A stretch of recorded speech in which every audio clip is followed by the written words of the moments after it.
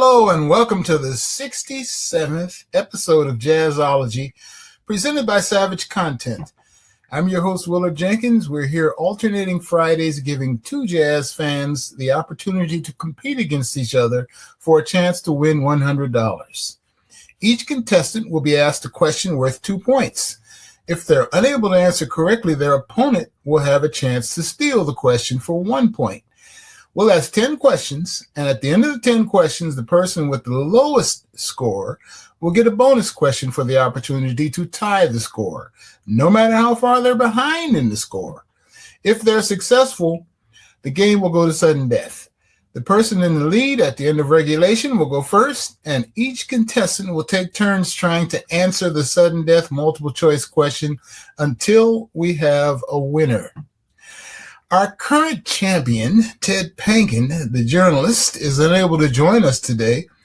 So let's meet this week's contenders. We'll start with Enzo Capua. Welcome, Enzo. Hello. Enzo Capua is an Italian writer and producer living in New York since 1999. He is the artistic consultant and representative in New York City for one of the really great jazz festivals, the Umbria Jazz Festival in Italy. And he is also the correspondent for the Italian jazz magazine Musica Jazz since 2003.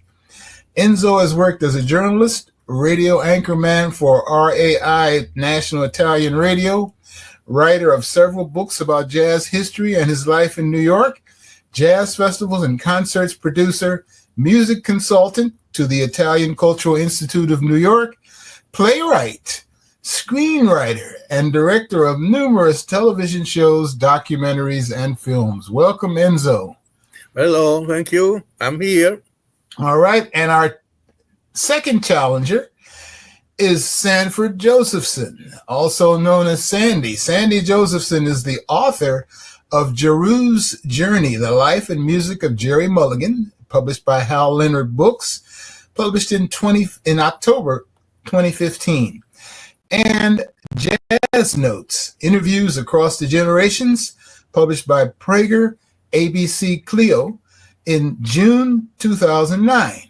Sandy is currently editor of Jersey Jazz Magazine, published by the New Jersey Jazz Society, and has written extensively about jazz musicians in publications ranging from the New York Daily News to American Way magazine. Sandy Josephson is one of 90 journalists and photographers who contributed to the Jazz Omnibus, 21st Century Photos and Writings by members of the Jazz Journalists Association, which I'm proud to say I also contributed to, which was recently published by Symbol Press. So let's get to today's Jazzology, and we'll go in alphabetical order since our champion is not able to join us. So Enzo will go first. You ready, Enzo? Yes, I'm ready.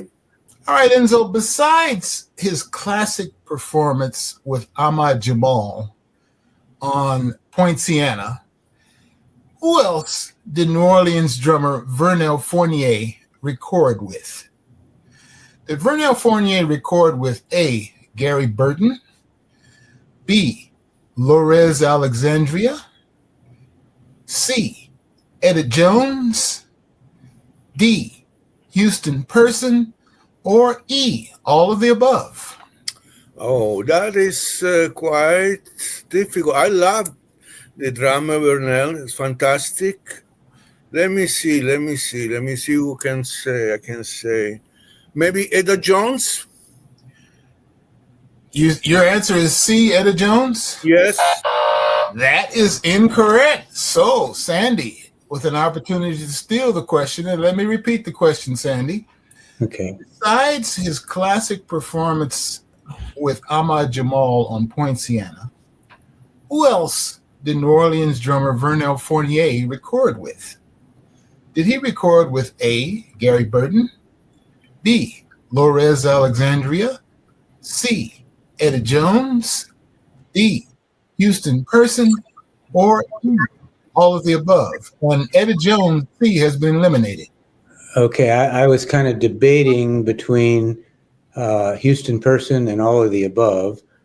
but since Etta Jones has been eliminated, I guess it could still be all of the above. But I'm going to go with Houston Person. That too is incorrect. The correct answer is, you had it. The correct answer is all of the above. You know what? I knew that he was performing with Etta Jones, so that's why I say, but I didn't know that. Didn't know about all right.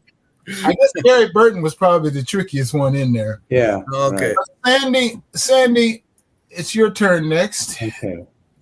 Who was the Count Basie trumpeter who played the "Pop Goes the Weasel" quote on Count Basie's famous recording of April in Paris? Would that have been A, Clark Terry, B, Thad Jones, C, Buck Clayton, D, Joe Newman, or E, Harry Sweets Edison?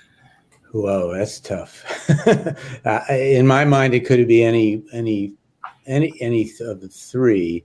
I'm thinking it could be. It sounds like they're all Basieites. It sounds like something Clark Terry would do, but I'm thinking it could have been Harry Sweets Edison or Joe Newman. But I'm going to go with Clark Terry. Clark Terry? Yeah.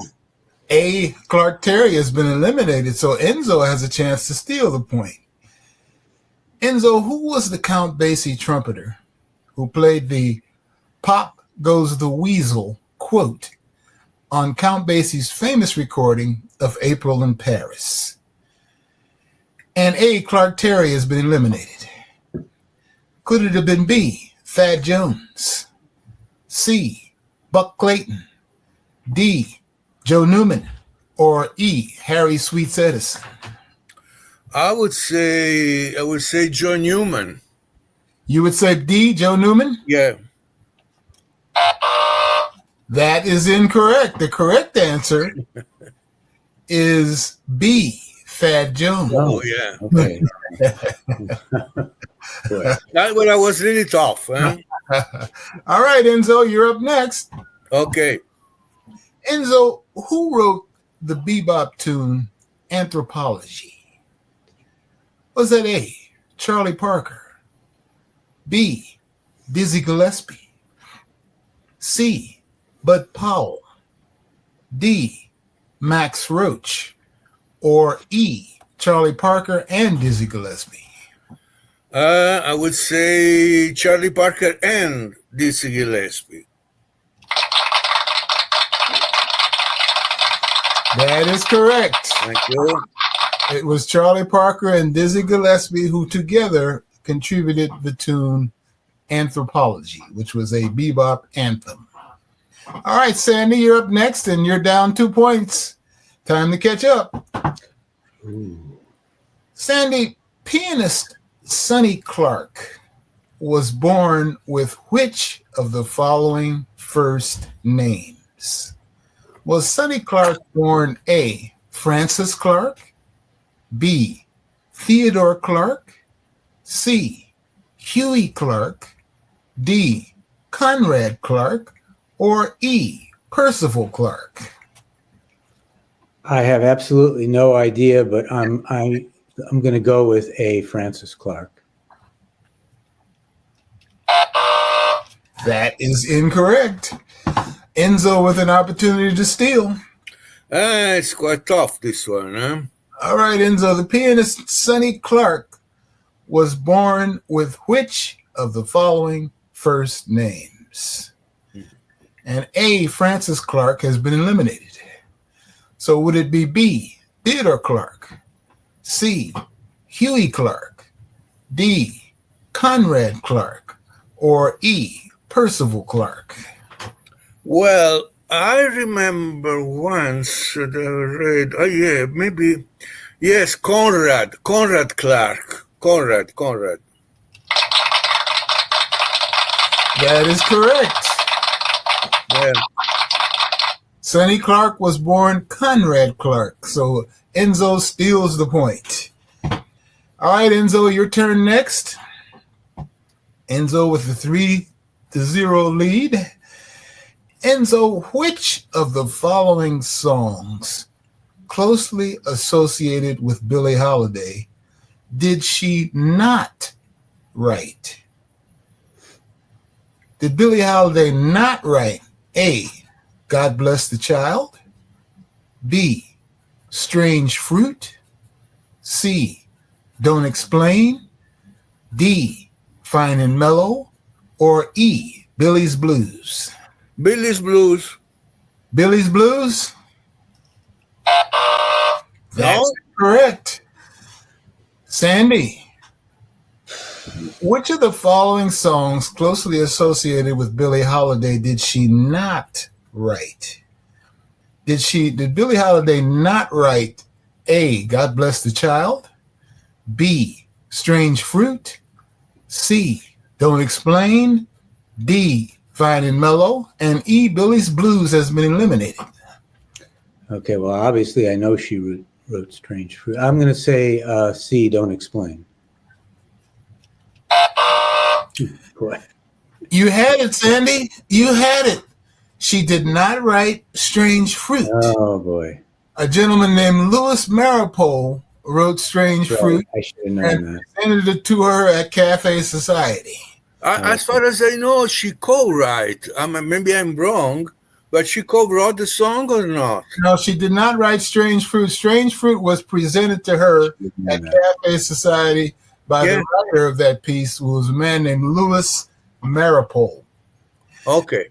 Okay, we are at the point of our mid-show, and this week we are spotlighting No Regrets, the music and spirit of Billie Holiday, an in-depth 13-episode radio and live streaming series celebrating Billie Holiday's extraordinary musical legacy. The program explores her early life, groundbreaking singing style, and the powerful impact of Strange Fruit on the civil rights movement. No Regrets is produced by the award-winning producer Steve Robinson and written by yours truly. No Regrets is narrated by K-Jazz's own voice, Rhonda Hamilton. The series features interviews with Angela Davis, Cassandra Wilson, Beth Roars, Andromeda Toure, Phil Shapp, Dan Morgenstern, and many more.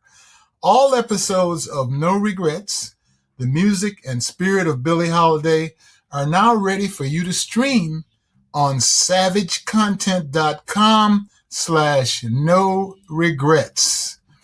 And our featured album of the week comes from the late great composer, NEA jazz master Andrew Hill. It's called A Beautiful Day Revisited. It's the Andrew Hill Sextet Plus 10, and it's on the Palmetto Records label. Now, you guys, this is your first opportunity to play Jazzology, so we have to ask each of you our standard first-timers question.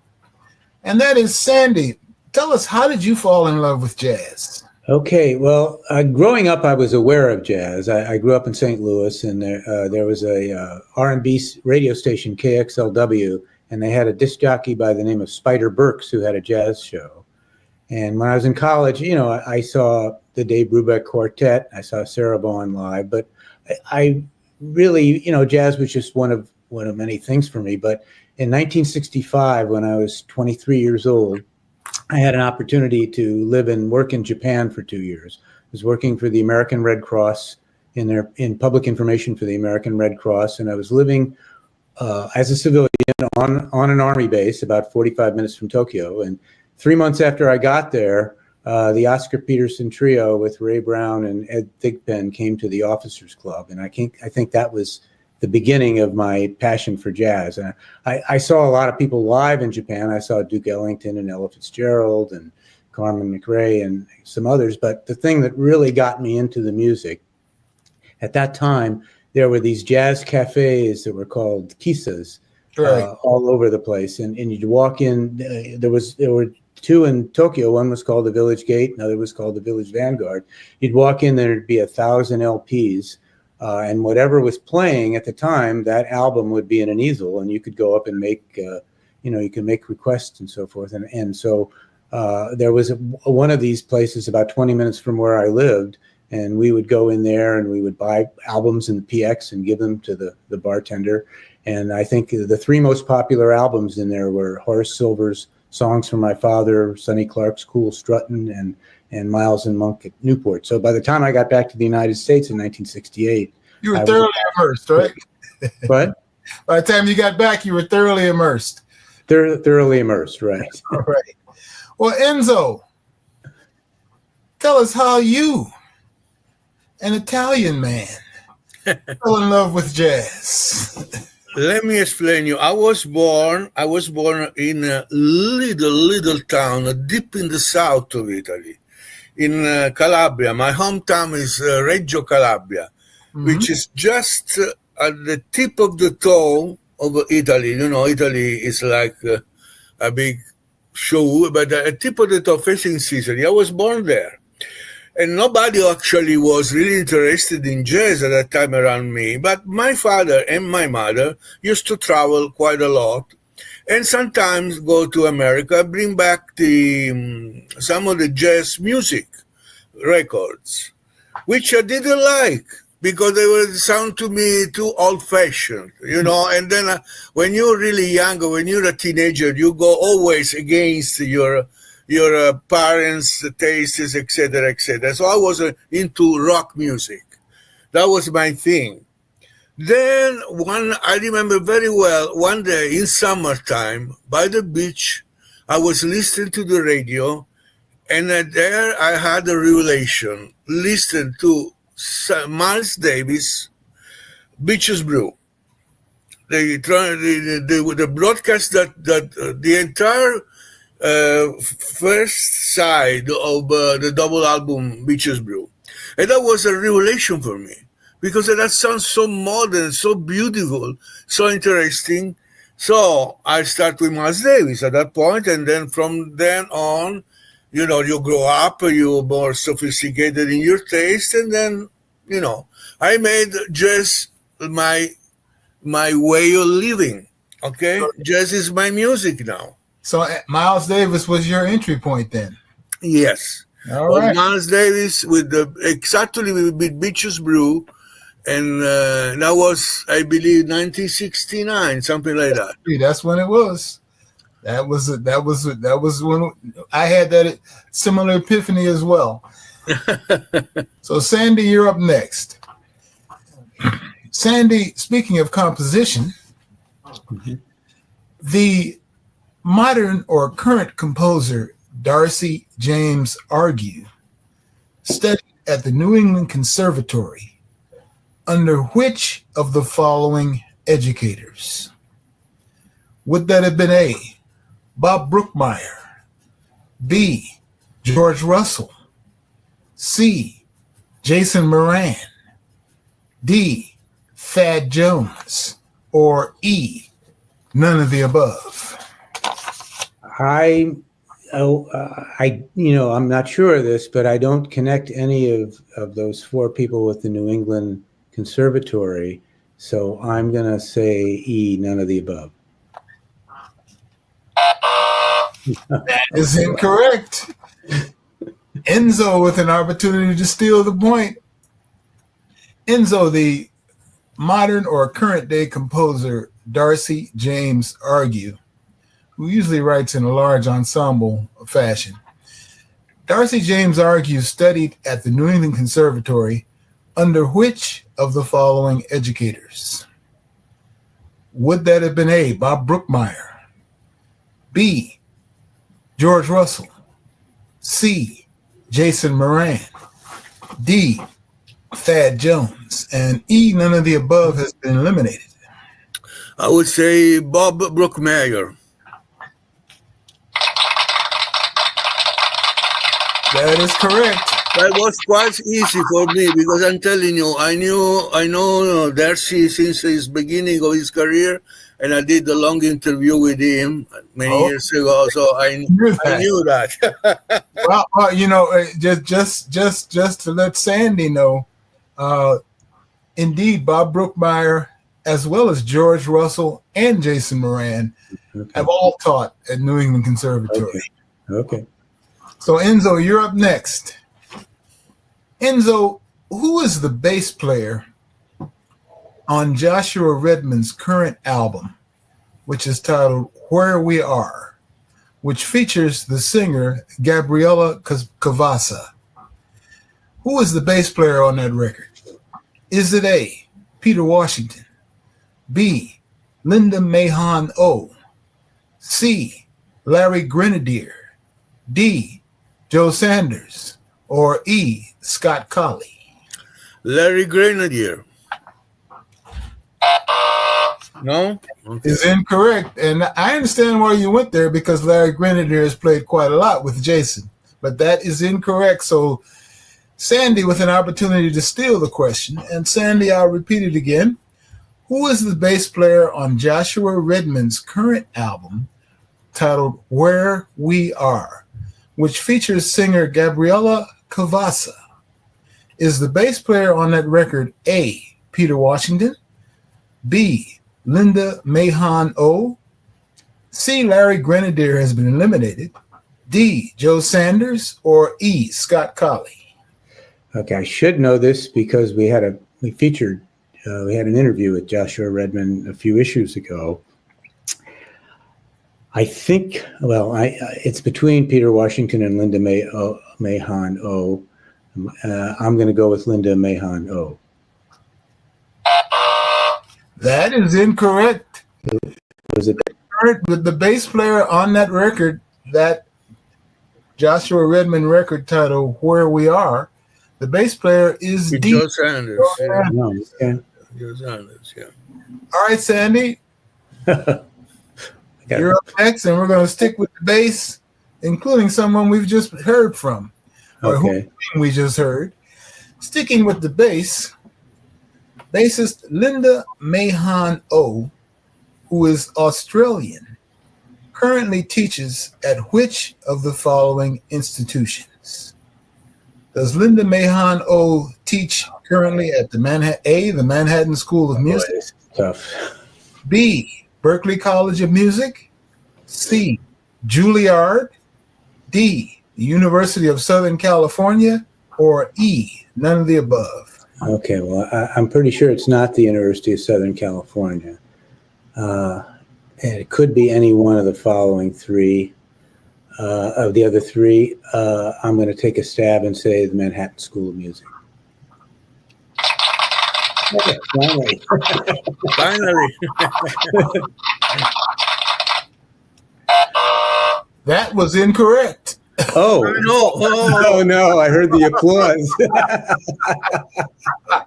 A little fooler there for you, Sandy. That was incorrect. Okay. So Enzo with an opportunity to steal the point. Enzo, we're sticking with the bass, based on our last question, shall we say. Bassist Linda Mahon O, who is Australian, currently teaches at which of the following institutions? A, the Manhattan School of Music has been eliminated. Does Linda Mahon O teach at B, Berklee College of Music, C, Juilliard, D, the University of Southern California, or E, none of the above? I think it's none of the above. That too is incorrect. Linda Mahon O currently teaches at B, Berklee College of Music. Okay. All right, Enzo, you're up next. You're in the lead. Got a solid lead. Let's see if you can maintain that. Enzo, the Chicago guitarist George Freeman, who is 97 years old and still playing, and who is the brother of NEA Jazz Master tenorman Von Freeman. George Freeman has a 2023 record release titled The Good Life, available on the High Note label. Who is the drummer on that recording? Is it A, Billy Hart, B, Louis Nash, C, Micaiah McCraven, D, Famadou Don Moyer, or E, Jack DeJohnette? Oh, that's his tough. I would say in between Billy Hart and Louis Nash, but I will say Louis Nash. That is correct. The drummer on that record is Louis Nash. Very versatile drummer. So, Sandy, you're up next. Sandy, the book titled Growing Up Jazz, which is subtitled 24 Musicians Talk About Their Lives and Careers, was written by which of the following authors? Was Growing Up Jazz written by A. W. Royal Stokes, B. Stuart Nicholson, C. Joachim Berendt, D. Art Lang, or E. Norman Weinstein? Oh, I really have no idea. So I'm going to have to take a guess. Wow.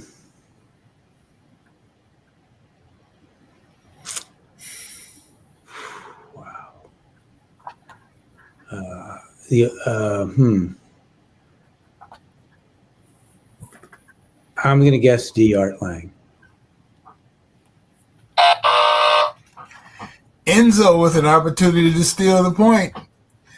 Enzo, the book titled Growing Up with Jazz, which is subtitled 24 Musicians Talk About Their Lives and Careers, was written by which of the following authors? Was Growing Up with Jazz written by A. Royal Stokes, B. Stuart Nicholson, C. Joachim Berendt, D. Art Lang has been eliminated, or E. Norman Weinstein? Oh, I would say this is easy for me because I own the book. It's W. Royal Stokes. That is correct. W. Royal Stokes wrote that book.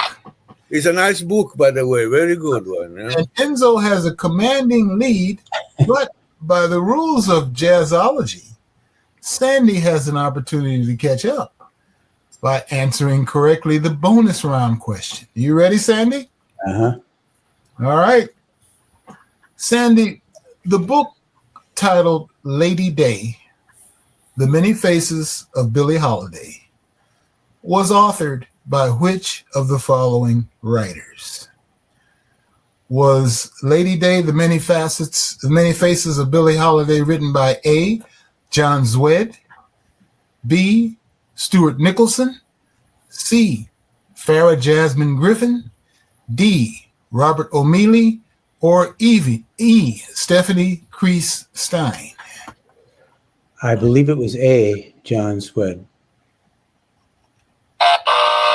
That is incorrect because, yes, John Zwed did write a very fine book on Billie Holiday, but this particular book, Lady Day, The Many Faces of Billie Holiday, was written by D. Robert O'Meally, the Columbia University professor.